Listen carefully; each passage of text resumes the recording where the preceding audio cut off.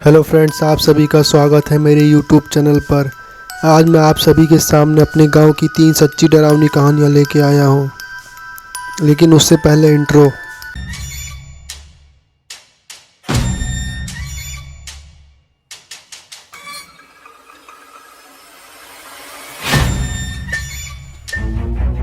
पहली कहानी मेरी मम्मी की है। एक समय की बात है, हम लोग छोटे छोटे हुआ करते थे। मेरी मम्मी और हम लोग लेटे थे अपने रूम में। तो अचानक से मम्मी के पैर के पास कोई अजीब सा, पता नहीं क्या था, बड़े बड़े बाल थे उसके। मम्मी के पैर में गुदगुदी लगाने लगा। अचानक से मम्मी उसको देखी और डर गई और ज़ोर से चिल्लाई। हमारे बगल वाले घर में मौसी और मौसा लेटे थे। वो दोनों तुरंत आए, दौड़ के आए कि क्या हुआ। तो उन्होंने बताया कि ऐसा ऐसा हुआ। मौसा को गुस्सा है, मौसा उसको गाली देने लगे और मौसी से कहे कि ये लोग डर रहे हैं, यहीं पे इनके साथ लेट जाओ। फिर मौसा जब अपने रूम में गए, जाके लेटे, तो उनके पैर के पास भी वही जो मम्मी के पास था, वही पैर के पास गुदगुदी लगाने लगा और सीधे उनके छाती पे जाके बैठ गया। फिर चाचा ने भगवान का नाम लिया तो वो गायब हो गया। आज की दूसरी कहानी ये मेरे चाचा की है। ये उन समय की बात है जब हम लोग छोटे छोटे हुआ करते थे। तो एक समय मेरे चाचा जी खेत की देखभाल कर रहे थे। तो हमारे जो दादाजी हैं वह अक्सर चाचा जी से मिल के जाते थे।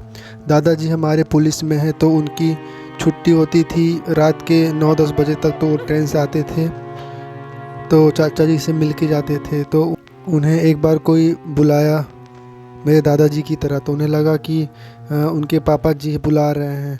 तो उन्होंने बोला क्या है। जैसे उन्होंने क्या बोला, उनके सीने पे, छाती पे आके कोई बैठ गया, उनका गला दबाने लगा और वो बहुत ज़ोर से डर गए थे। तो उन्होंने भगवान का नाम लिया, हनुमान जी का नाम लिया, तो वो गायब हो गया।